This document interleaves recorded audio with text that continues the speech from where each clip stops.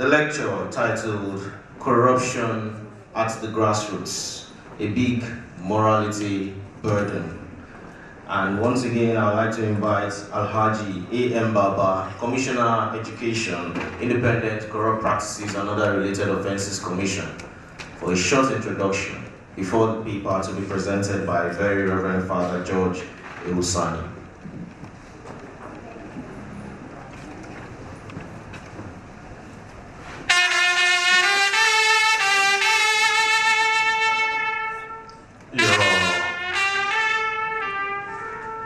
Your Excellency, the Executive Governor of Taraba State, Architect Darius Dixon Isiako, the National President Algo, the National President Nalge,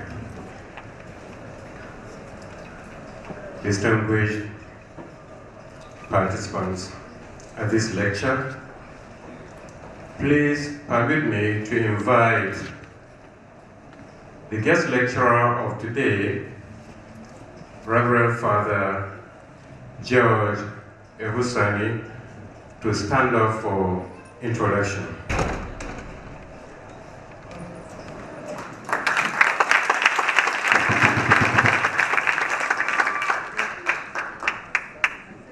Reverend George Ehusani, an indigene of Nigerian state, proudly one, is the Executive Director, Links Terra Leadership Foundation, and is the former Secretary General, Catholic Secretariat of Nigeria. He is a social commentator who has maintained media talk shows on AIT and so many other media, educating and sensitizing the public. The Executive Governor, sir, distinguished ladies and gentlemen, have me the joy in welcoming Reverend Father George Ehusani as he delivers a lecture on booming religiosity and rampant corruption in Nigeria, our moral conundrum. Reverend George Ehusani.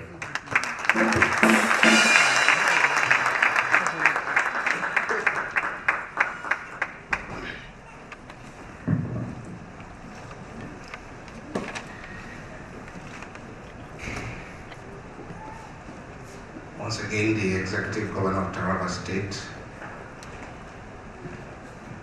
the President and the Executive of Argon, along with members of the Board of Trustees,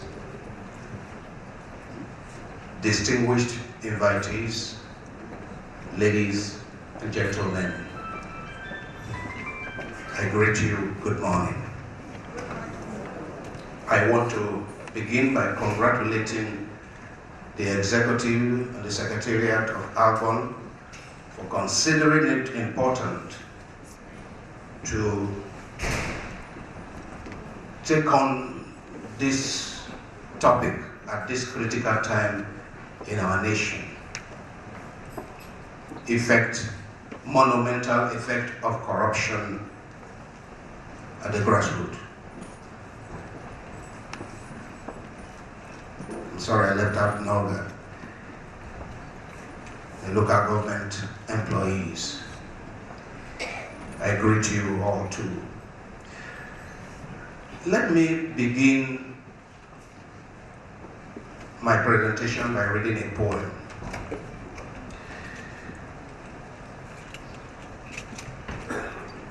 The poem is titled Scandal. I wrote this poem many years ago. Unfortunately, the realities remain pretty much the same. Booming religiosity and rampant corruption in Nigeria, a moral conundrum. Now, scandal.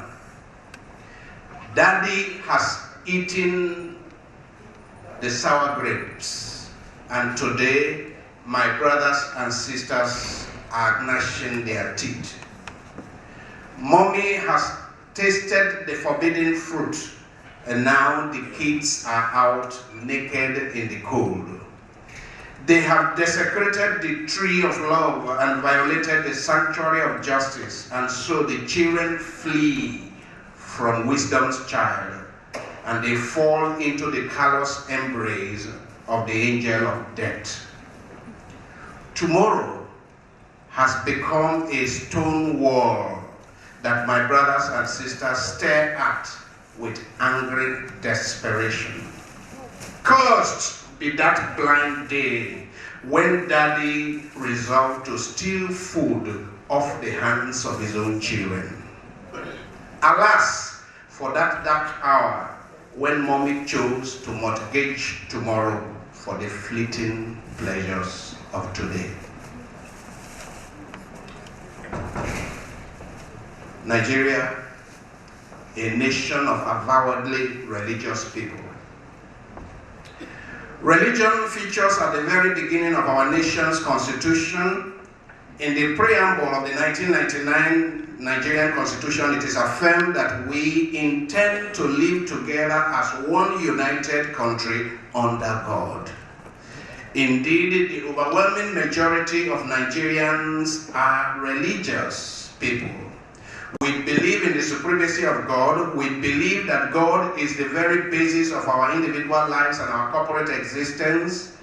We believe in and we relate with supernatural realities through prayers and supplications. We find churches and mosques, shrines and sundry prayer houses everywhere in the land. We take part in crusades and worship sessions and vigils. We offer sacrifices and observe fasting days and religious holidays. And we go in large numbers on religious pilgrimages to Jerusalem and Mecca, taking pride in being called Jerusalem Pilgrim, JP, and Al-Hajj, the rest of our lives. While there is noticeable decline in religious fervor in many parts of the world, the religious enterprise appears to be thriving very much in Nigeria, and more and more company warehouses and private buildings are being converted to prayer houses. And our sports stadia all over the country are being used more for religious crusades than for sporting events. Streets within our towns and villages, as well as interstate highways, are often blocked these days by enthusiastic worshippers who flock to churches and camp meetings. In many of our urban areas, there are as many churches and mosques as there are streets. Now, within this religious firmament, priests and pastors and prophets, as well as sheikhs and imams and gurus of all sorts, are swelling in numbers and having a field day. In the last few years, a new dimension has also been added to the thriving religious enterprise. It is the increased patronage of high-ranking public officials who not only openly call for and sponsor regular prayer sessions in different prayer houses, but have themselves become born-again Christians and prayer merchants, often appearing at church crusades and prayer vigils with all the paraphernalia of public office, and sometimes grabbing the microphone to deliver sanctimonious sermons and earth-shaking prayers. Yes, these days, prayer and preaching sessions are no longer limited to churches, mosques, and homes. They are held in corporate boardrooms, in government offices, in commercial buses, and in open markets. Nigerians going about their daily businesses can be seen brandishing the Bible or the Quran, the Rosary, or the Islamic prayer bead, especially. The largest billboards in our towns and cities are those advertising upcoming religious events. Religious exclamations such as, "To God be the glory," "Praise the Lord," "Allahu Akbar," "Alhamdulillah," they are often on the lips of Nigerians at work and at play, from the exalted members of the National Executive Council or Council of State to the young children who are about to take their common entrance examination. Thus, from all outward indications, Nigerians are a chronically religious people.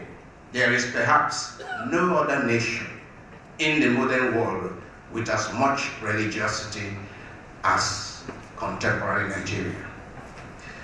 Now, the corruption conundrum. With all this show of religiosity or outward display of piety, one would have expected to see a very high degree of social morality in Nigeria, since all world religions generally promote truth, justice, honesty, and probity. But this is not to be the case with us. There is an embarrassing contradiction between the high ethical demands of the two religions which the majority of Nigerians profess and the phenomenon of corruption, greed, and graft that has ended our country an unenviable place among the gang of corrupt nations. You will recall the rather unguarded but embarrassingly damning statement of the former British Prime Minister David Cameron to the effect that Nigeria and Afghanistan are the world's most fantastically corrupt countries. While such a damning verdict of a Western leader or that of Transparency International may be contested on many grounds by patriotic Nigerians, we cannot run away from the truth that in recent times, corruption has almost attained the status of state policy in Nigeria.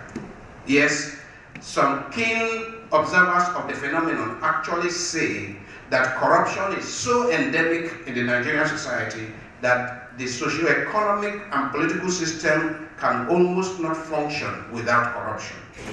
Corruption, in its many shapes and sizes, has continued to flourish in Nigeria, from the petty bribery taken by the clerk in the office or the policeman at the checkpoint, to the grand corruption by which huge project contracts are hurriedly awarded, not for the sake of the common good, but because of the greed of the awarding official, who requires some money via contract kickbacks. Fraud, thievery, and roguery have been the order of the day, even as our environment is awash with prayers and ritual sacrifices to God. The God of truth, the God of justice, the God of righteousness. It doesn't seem to be a matter of contradiction for many highly placed Nigerians that they embezzle or misappropriate stupendous amounts of public and company or even church funds, while at the same time struggling to occupy the front seats or even take religious titles and other honors in their churches and in their mosques. Examination malpractice is witnessed on a wide scale, from the common entrance examination organized for the placement of 10-year-olds into colleges to the final qualifying examination at the Nigerian Law School. It is alleged that unscrupulous parents are not only accomplices, but sometimes initiators of these shameful practices. Many Nigerians often fraudulently procure medical certificates of fitness from hospitals when they have not undergone any medical tests. They also obtain sick leave permits from doctors when they are hale and hearty. They sometimes falsify the age of their children and obtain fake birth certificates in order to get them into nursery or primary schools earlier than the stipulated age. Holding the Bible or the Quran in court, they vow to tell the truth and nothing but the truth, only to tell a bundle of lies. They routinely swear to false affidavits in order to claim some undeserved benefits and make false age declarations when seeking employment or admission into institutions of learning. Many of those who today hold driver's licenses, perhaps with many sitting down here, have never seen what a VIO or FROSC testing ground looks like. They simply pay for the license and declare themselves drivers, putting at risk not only their own lives, but also the lives of other road users. Many Nigerians, including seemingly pious Christians and Muslims who would go to war in defense of their religions, have no qualms of conscience whatsoever when they pay to obtain yellow cards without the necessary inoculation for which the card is supposed to be evidence. Many of our countrymen and women who flock to churches on Sundays and fill the mosques on Fridays are at one time or the other involved in such fraudulent activities as evading tax, issuing and obtaining of fake receipts, over-invoicing, under-invoicing, importation of fake drugs, petty and large-scale bribery, fake audit reports, creative bookkeeping, round-tripping, advance fee fraud, etc. All these practices are so commonplace and so widespread that many young Nigerians are today unable to distinguish between good and evil, or between right and wrong. Now, the local government system and corruption. The local government system, as presently operated in many states of Nigeria, is itself a metaphor for corruption and a blatant display of impunity with grave consequences for the overwhelming majority of Nigerians, who ordinarily should expect the provision of basic health, educational and social infrastructure from the local government area councils. Whereas Section 7 of the Constitution of the Federal Republic of Nigeria provides for democratically elected chairmen and councillors in our 774 local government councils areas, we all know that in majority of our states, local government chairmen and councillors are simply handpicked by the state governors, and they operate simply at the behest and bidding of the governors. What is more, the system known as the joint account of state and local governments, whereby state ministries of local governments collect federal allocations meant for local governments and in a number of cases remit to these statutory beneficiaries only a fraction of what is due them each month, on account of which the local government councils are rendered impotent, unable to render basic services to the people. This system is in like measure a monument of corruption and a grave infraction of the Constitution. It is alleged that in a number of cases, whatever the gubernatorial overlords hand over to their appointee chairmen is simply shared among officials and their political godfathers and cronies. Now, since there is often little or no work to superintend in their local government council areas, it is alleged also that many local government chairmen have their permanent residences in the state's capital or even in Abuja, and they visit their local government areas a couple of times each month to supervise the sharing of the monthly allocation and engage in some public relations enterprise in preparation for the next round of elections or political appointments. Now, the disastrous effect of corruption. Corruption in Nigeria is indeed systemic. That is to say, corruption is entrenched in the system, and the unwholesome consequences are legion. Corruption has bred inefficiency and diminished productivity in both the public and private sectors of the economy. Corruption has discouraged investment, has fueled capital flight, has increased unemployment and inflation, has created an acute degree of poverty. We now have a situation where the infant mortality rate in this country, we are now going to the fourth in the world from the bottom. Infant and maternal mortality rate on account of poverty. We have poverty-induced sicknesses and illnesses. Recently we talked about the monkeypox. What business do we have in this country having monkeypox, if not poverty? We have evidence of poverty all over the place. Our dilapidated roads, our dilapidated social and educational and health infrastructure all over the place. And a country as rich as Nigeria, people are on the streets picking their food from the dustbin. These are some among the many terrible effects of corruption. Every day people are dying on the roads that have been awarded, whose contracts have been awarded and not done. People are dying. And for some reason, Nigerians are not able to see the link between the corrupt deals of some official and the people who are dying on the road that is not maintained because the money has been embezzled. Corruption is an affront on human dignity and an assault on the human conscience, apart from being a negation of the Christian and Muslim vocation to promote righteousness in the world. Nigeria has been through many lean years, through many years that were eaten by the locusts.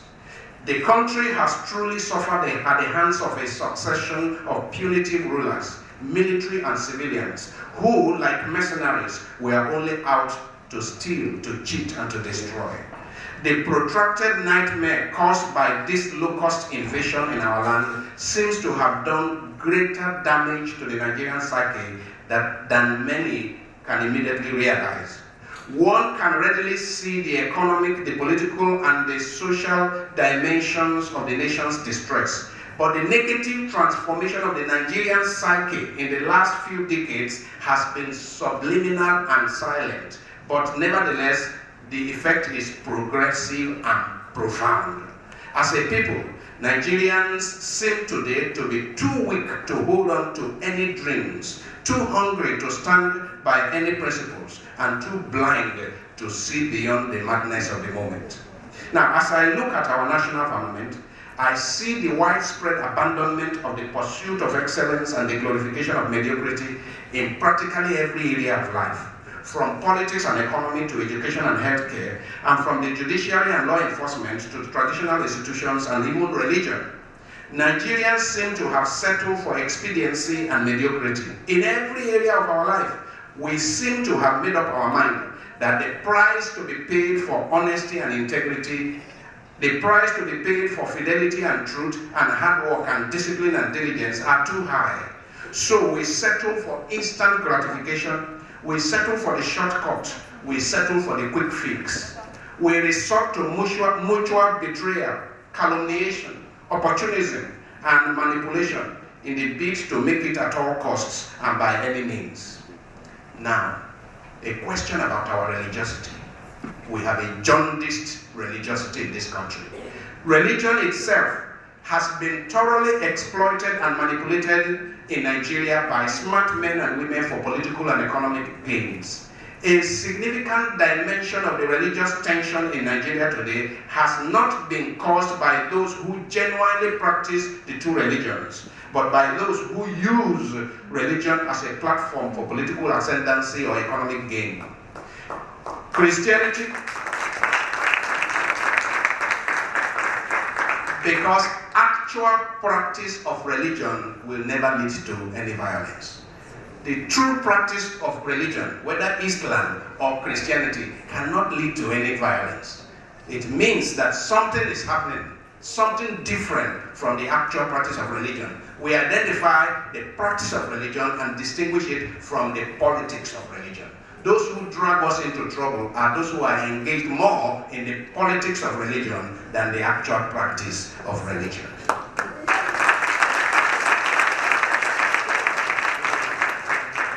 Christianity in Nigeria today, because that is my own constituency, Christianity has been turned into a business with few ethical norms, where populism and charlatanism are the order of the day in the founding and in the running of churches, and where greed and avarice, rather than doctrinal differentiations, are responsible for the daily emergence of new churches.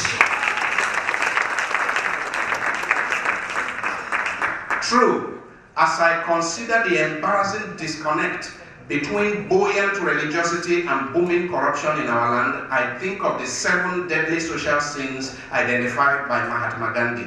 He lists them as follows: politics without principle, pleasure without conscience, wealth without work, commerce without morality, education without character, science without humanity, and worship without sacrifice.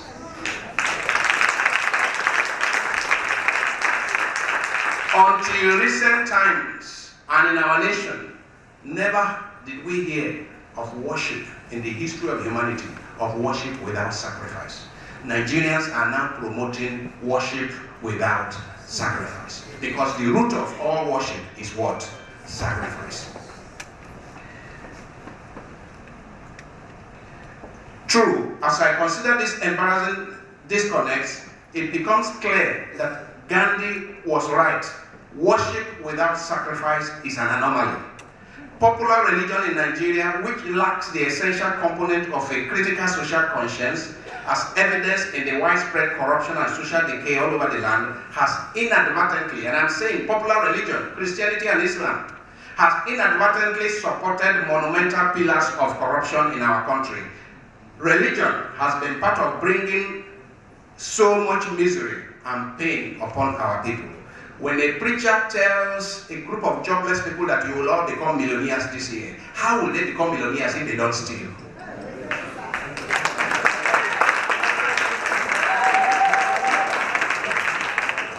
It is true that the individual and social morality of a people are often determined by their religious beliefs and values. All true religions share in common transcendental values and elementary moral principles by which good is sought and evil is avoided. True Christianity promotes very high ethical and moral standards, which I believe, if believers try and live by it, they will inherit Christ's kingdom of peace. No doubt, these ethical standards, these high ethical standards that are set before Christians, will make for a more just, peaceful and wholesome human society. Yes, Christianity teaches people that the meaning of human life is beyond humanity and beyond this world. Therefore, the proper dissemination of the Christian message will help to checkmate the human instinct to grab and steal and accumulate for self while neglecting the common good. The preaching of the full message of Christ, which has the cross at its center, is capable of purging Nigeria of the scourge of corruption. Indeed, the dissemination of authentic Christianity, not the message of convenience that we are hearing every day, which we are familiar with today, the preaching of authentic Christianity is capable of transforming Nigeria from the gang of fantastically corrupt nations to the enviable club of the most corrupt free nations of the world. We must defeat this monster. We have noted that corruption is responsible in large measure for the broken dreams, the dashed hopes, and the shallow dreams that have characterized the existence of the multitude of Nigerians in the last few years. Corruption can be cited as prominent among the causes of the multiple malaise of our nation. Corruption is a malignant cancer. Corruption is a cancer that eats its host to death. I have in my place, I'm from Okene in Kogi State, and we have a traditional philosopher who sang a song that says that corrupt officials are like the baboon that entered the farm. And the baboon is plucking maize, eating a little, throwing away, plucking the maize, throwing away.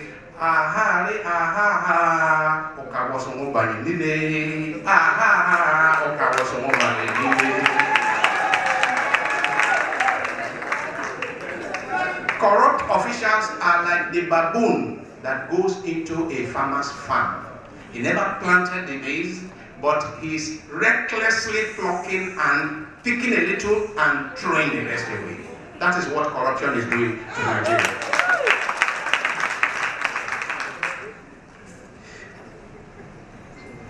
Corruption is definitely a malignant tumor in Nigeria. It has brought about too much blood and tears. The struggle against corruption in our national landscape is one for the very survival of the nation itself. The choice before us Nigerians is very clear. We either go to war against corruption in all its manifestations with all seriousness, or we shall soon be consumed by this hydra-headed dragon. The struggle against corruption in our national landscape is one for the survival of our very nation. So the choice is clear. We must do something about it, or we shall die. I mean it literally, we shall all die. Those of us who belong to the adult generation must own up before our young people, who can no longer distinguish between right and wrong and good and evil. We must own up before them that we have betrayed our fatherland and we have failed to lay the necessary foundation for a prosperous future for our children. We must own up to the fact that we have often stolen food off the hands of our own children. Each one of us who belong to the adult society is guilty to the extent that we have contributed in some way to the mess of the moment, directly or indirectly, and as perpetrators and accomplices in various forms of corruption. As parents and teachers, as community leaders, as politicians, religious leaders and elders, we have often failed to inspire young people to live a life of righteousness. Instead, we have often been a source of scandal to our own children and the children of our country. Thus, the nation must embark on a program of rebuilding the individual and collective consciences of its citizens. Leaders of genuine religious bodies must once again see it as their principal role to inculcate the fear of God and the values of honesty, probity, hard work, accountability, and concern for the common good in their members. Yet, religious bodies alone cannot do this. All other segments of the society must be part of the fighting of the war against corruption. The generality of Nigerians must pay attention to the provisions of the criminal code against the various shades of corruption, especially those involving public servants, and they must insist on the rigorous application of these provisions to all and sundry without fear or favor. The judicial system must be strengthened and the law enforcement agencies must be thoroughly cleaned up, restructured and reoriented so that they may become more efficient in detecting and fighting corruption. Without an efficient and disciplined justice system, we cannot hope to have a corrupt-free society, no matter how religious the people appear to be. Employers should strive to pay adequate salaries and wages to workers. And finally, the society in general should desist from conferring honors on people whose wealth is questionable. Instead, we must devise the means of rewarding genuine efforts in integrity, accountability, honesty, and probity. We must find a way of empowering and motivating ordinary Nigerian citizens to raise questions around the moral and the character antecedents and especially the source of wealth of aspirants to political office in Nigeria. All Nigerians must be at alert to ensure that their elected representatives operate with truth, honesty, and accountability. Now, the moral burden and a call to action. As a nation awash with outward religiosity, we are indeed today confronted with a moral burden, which must be adequately addressed and urgently too, for the degenerate system cannot survive for much longer. We need a wholesale doctoring of our individual and collective consciences to make them more sensitive to the concept of right and wrong. We need a reconstruction of our damaged corporate psyche in order to find our bearing in the global community of the 21st century. We need a fundamental revisioning that will involve a redefinition of our communal ethos, a reappreciation of our social habits, and a reprioritization of our national values. Yet, we need an ethical and a moral revolution in this society if all the elements of our national existence that are falling apart are to be brought together. As part of the desired ethical and moral revolution, we need to help our various institutions of state put in place new arrangements that will ensure that the paths to public office are not as smooth and as attractive as they are now for rogues and thieves and brigands, and that the gains of office are not as rewarding as they are today for men and women of easy virtue who have no business in leadership. but who are simply gunning for the keys of the national treasury or the state treasury or the local government treasury. The desired change will come about only when the various stakeholders in the Nigerian society, including religious leaders, sternly reject the ignominious status quo that throws up for leadership position men and women of base and dubious character. Time is running out for the Nigerian leaders and the Nigerian people. With the widespread disengagement, bitterness and resentment in the land, and with a violent culture already entrenching itself in several parts of the country, there are ominous signs in the horizon of an impending popular revolt. I warn, time is running out. There are signs everywhere of an imminent popular revolt, which is also called the revenge of the poor. For indeed, as presently constituted, the superstructure we have in place in Nigeria is only a pack of cards that will soon come crashing down. But if today the Nigerian people, including Christian and Muslim politicians, experience the much needed conversion and toe the line of sanity and integrity, we may yet pull back once again from the brink of disaster. There appears to me to be only one way out of the mess of the moment: the way of ethical and moral revolution. For it is better to light a candle than to forever cause the darkness. Now, quickly, some strategies for fighting corruption.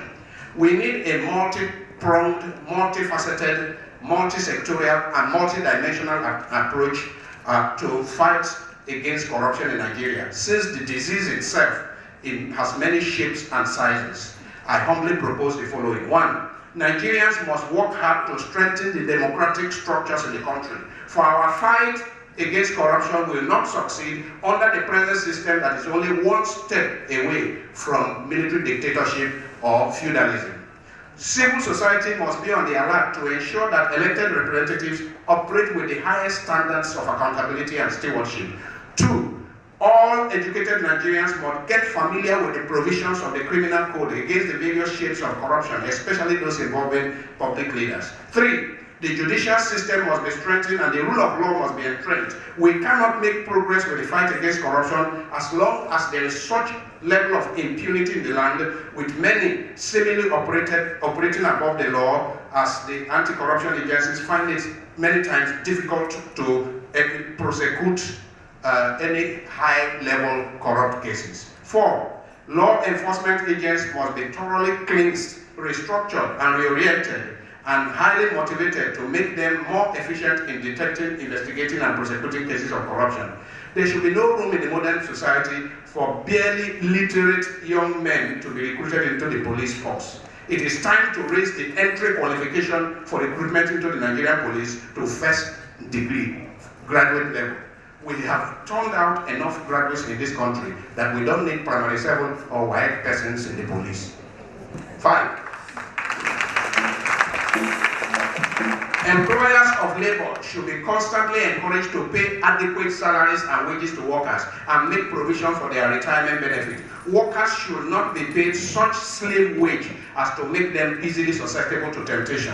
Government and corporate organizations should do more towards making Nigeria a welfare state where basic infrastructures are in place that will make life tolerable for even the least paid worker in the society. 6. Nigerians in general should devise the means of rewarding hard work, honesty, and integrity, and desist from conferring honors to people whose wealth is questionable.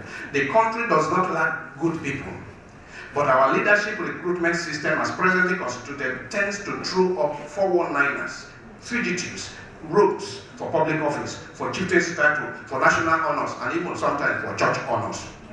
Civil society agencies can help to seek out men and women of character with good track records and encourage them to go into politics, and where necessary, to even sponsor them financially. 7. The antecedents of those who present themselves for public office must be thoroughly investigated to the 3rd and to the 4th generation. Thus, if a young man has never held public office and never been known to steal or misappropriate public funds, that is not enough. He should still be disqualified from office if his parents or grandparents or great-grandparents are discovered to have looted the national treasury or the state treasury.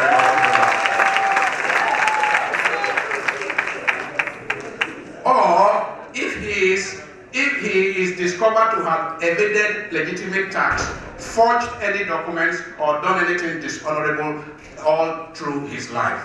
8. Civil society groups need to insist that the declaration of assets by public officers should be made public. The present practice of secret declaration of assets is of no use whatsoever in the fight against corruption. 9. Nigerians who desire to see the truly democratic governance itself take root in the country must start thinking of a major reform of our otherwise total dislodgement of the structures of traditional rulership in the society. I know this is a delicate question. Traditional rulership in the country is often a remnant of primitive feudalism.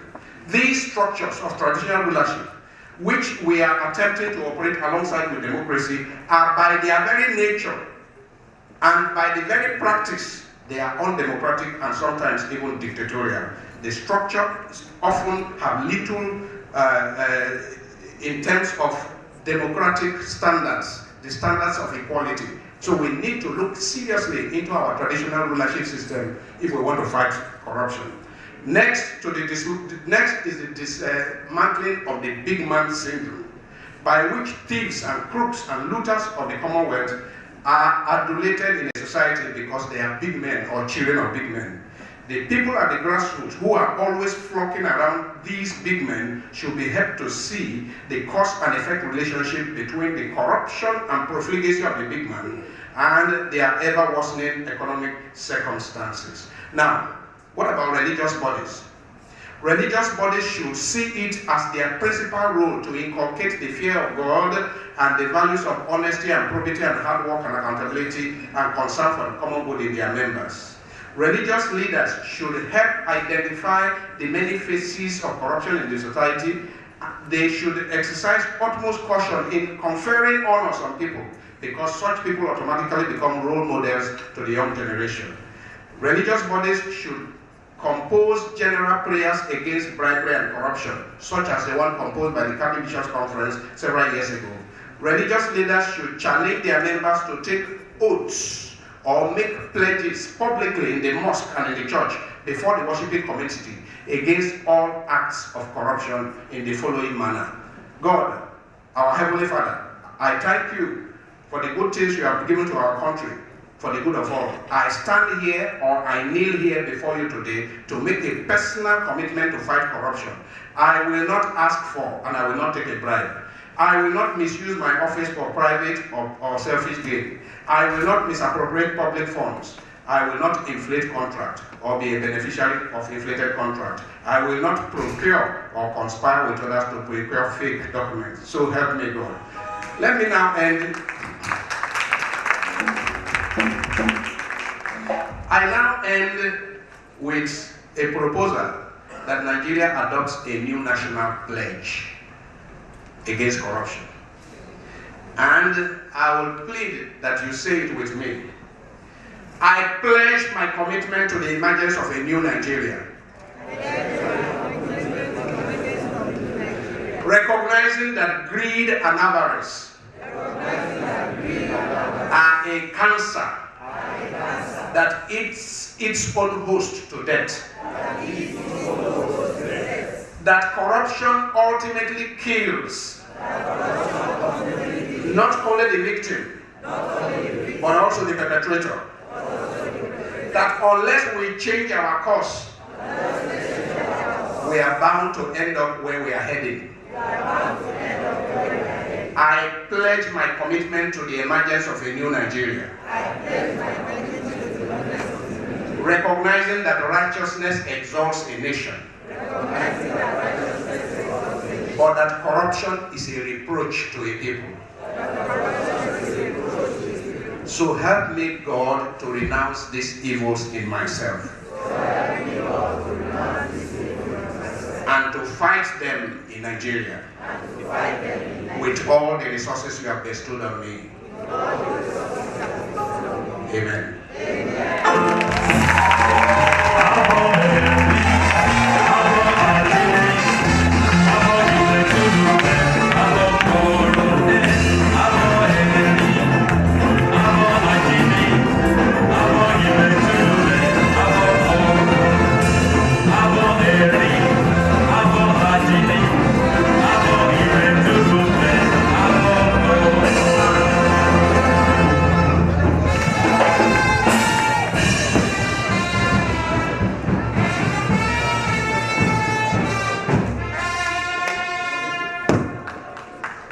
Thank you very much, distinguished ladies and gentlemen.